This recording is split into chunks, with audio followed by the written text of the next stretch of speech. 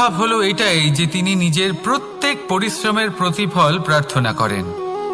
বেশিরভাগ সময় এই ফলাফলের চিন্তা করতে করতে, কল্পনা করতে করতে উনি কর্ম করতে থাকেন যে আমি এই কাজটা করলে এই ফল পাবো।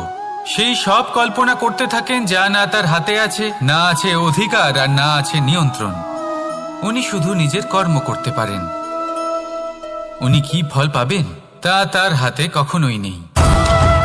তাই আপনিও শুধুমাত্র কর্ম করতে থাকুন, ফলের চিন্তা করবেন না। মনে রাখবেন, শিকড় এবং শাখা যেভাবে একে অপরের সাথে জড়িয়ে, সেইভাবেই একে অপরের সাথে জড়িয়ে কর্ম এবং ফল।